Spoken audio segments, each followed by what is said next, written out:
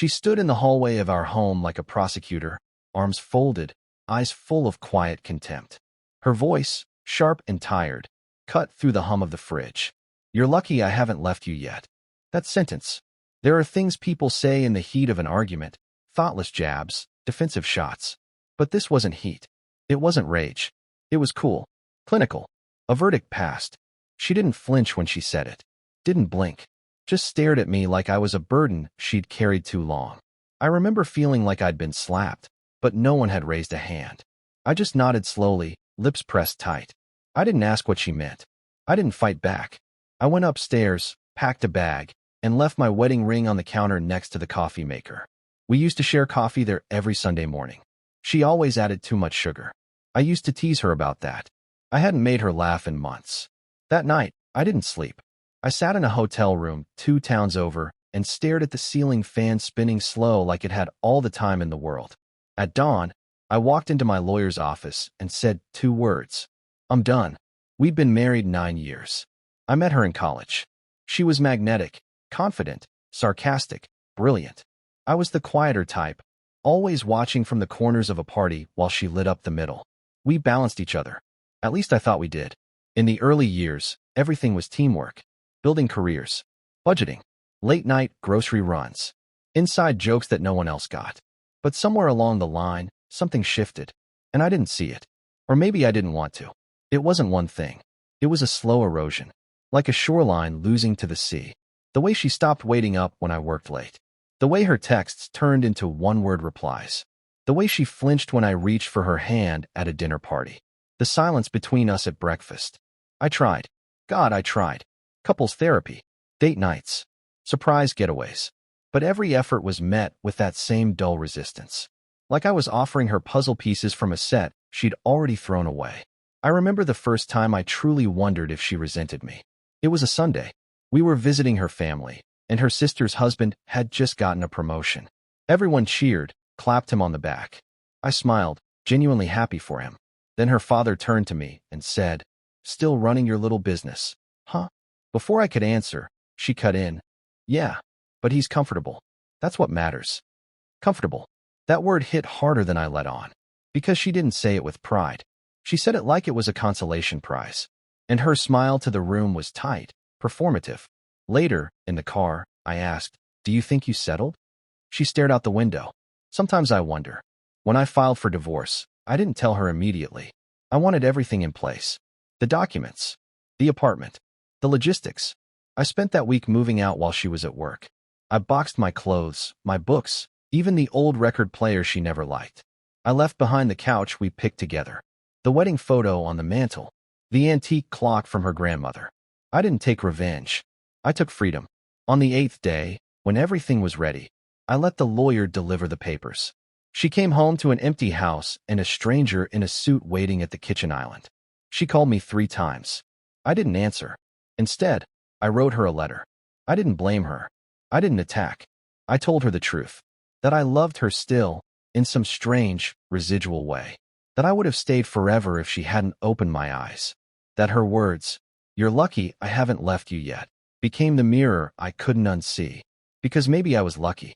Lucky to finally realize I'd been surviving in a home where love had turned to obligation.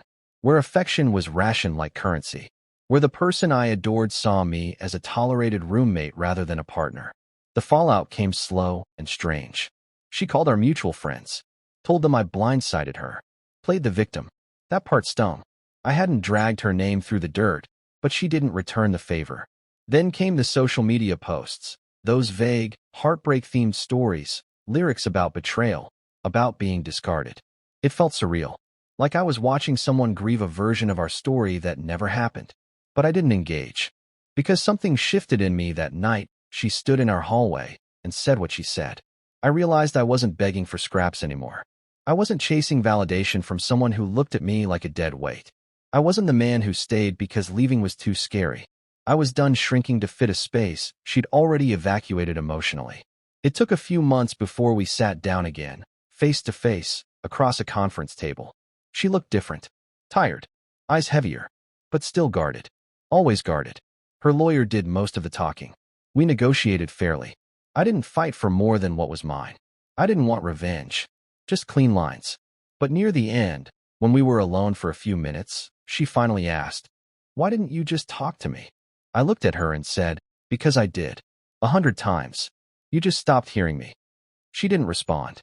I didn't walk away from that marriage with bitterness in my heart, just a quiet resolve, a clarity I hadn't had in years.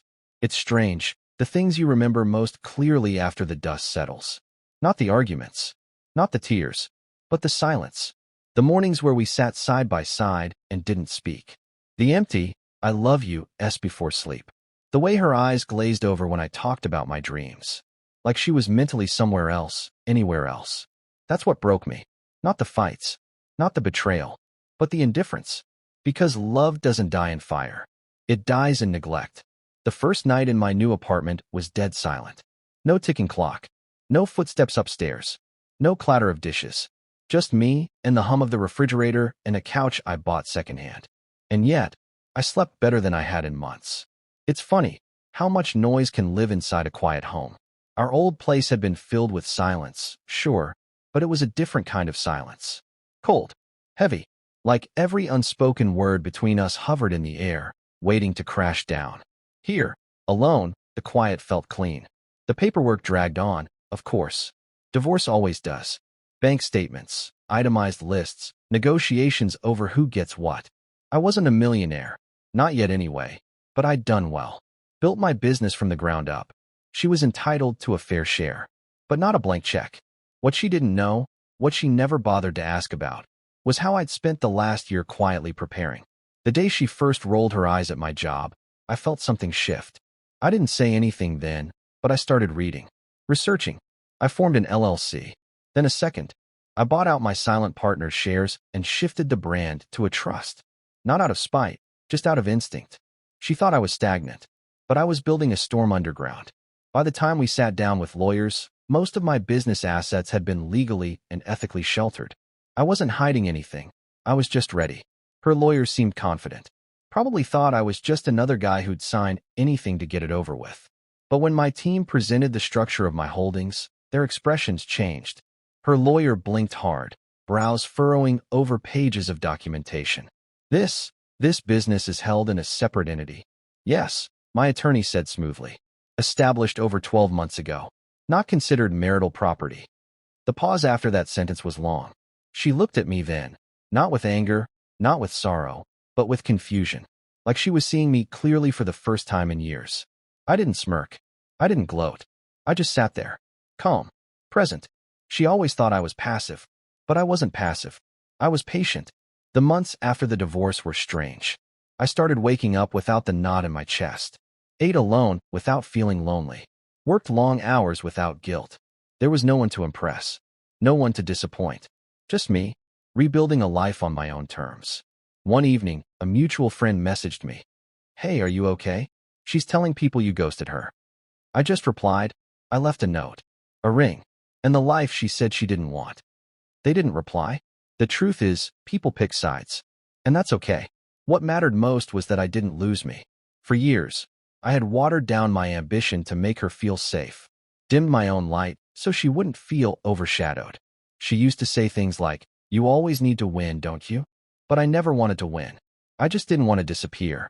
That's what I had become in our marriage. A ghost in my own home. A few months later, I ran into her at a cafe. It was mid-afternoon. I was meeting a client. She walked in, hair pinned up, talking fast into her phone.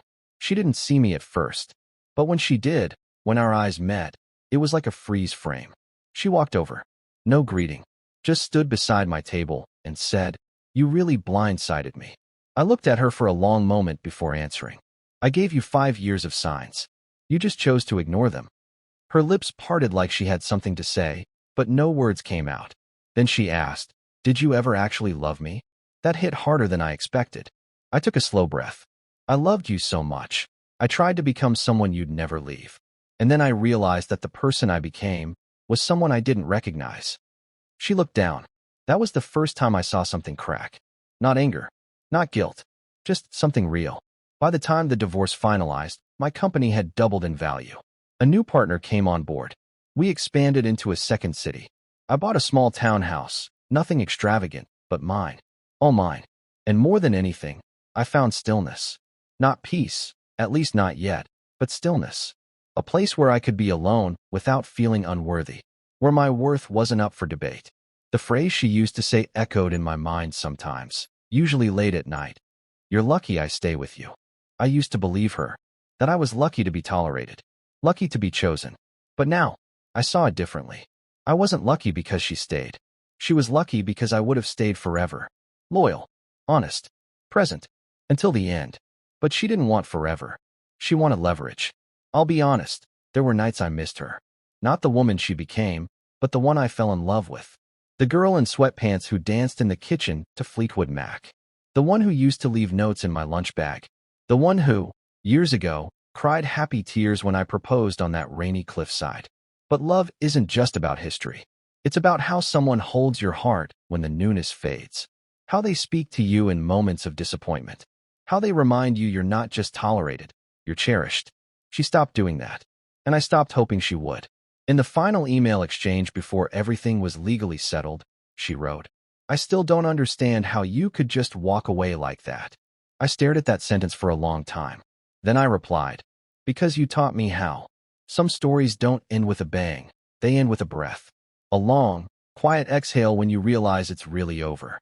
That no one's coming back. That you're not waiting anymore." That's how it felt the day I boxed up the last of her things, the ones she never came back for. A couple of scarves, an old curling iron, the mug she used every morning that said wife, boss, queen. I placed it all in a brown box and set it by the front door. She never picked it up. That spoke volumes. People ask what it feels like to lose someone you thought you'd grow old with. And I always say the same thing. It's like learning to walk again. At first, every step feels wrong. Your balance is off. The ground doesn't feel familiar. But one day, you look up, and you're miles from where you started, and you didn't even realize you were moving. The grief was real. The anger too. But I didn't let it make a home in me. I carried it for a while, then left it where it belonged, in the past. The real turning point came one night about 6 months after everything finalized. I was driving home, windows down, some old Springsteen song on the radio. I caught myself smiling. Genuinely. Not for anyone else, just for me. And I thought, this is what freedom feels like. There's this idea people have, that if someone walks away from you, you're broken, left behind, that you lost. But not all endings are defeats. Some are escapes. I wasn't broken. I was free. She thought I'd fall apart without her. That I'd chase, beg, plead. That I'd crumble under the weight of her absence. Instead, I rebuilt. Quietly. Steadily. My business expanded into 3 new states. I started running again. Early mornings through the park with no destination, just breath and motion. I saw my brother more. Spent weekends fixing up a little sailboat I bought on a whim. Even started therapy, not because I was falling apart, but because I wanted to stay whole. I was becoming the man I used to be proud of. Then, a year to the day after I left, she called. I almost didn't pick up. My finger hovered over the decline button, but curiosity won. Her voice was hesitant, a little softer than I remembered. "Hey," she said. "I know I'm probably the last person you want to hear from." I didn't say anything. Just waited. She hesitated. "I've been doing a lot of thinking. About us. About what I said that night." She didn't need to remind me. I remembered every syllable. She went on. "I thought I was being honest. I thought I was telling the truth. But maybe I was just scared. Scared that you'd wake up and realize I wasn't worth staying for." There was a long pause.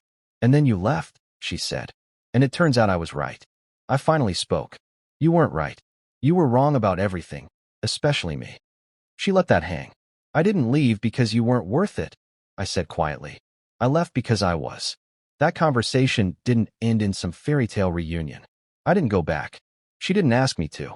We both knew the bridge had burned. Not in a fiery blaze, but in slow, silent rot. But I'm glad she called. Because in that moment, I wasn't angry anymore.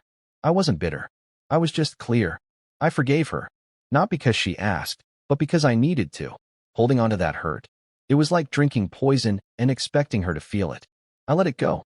And with that, I let her go. Today, life is smaller. Simpler. But it's mine. There's no one telling me I'm lucky to be kept around. No one measuring my worth in bank accounts or success stories. No one waiting to replace me with someone louder, flashier, newer. Just me, and the quiet satisfaction of having survived something that once felt unbearable. Sometimes, I sit on the back porch and just listen to the wind. No music, no podcasts, just the rustle of trees and the sound of my own breath. That's the sound of peace. The sound of starting over. The sound of knowing, finally, that I didn't lose when she walked away.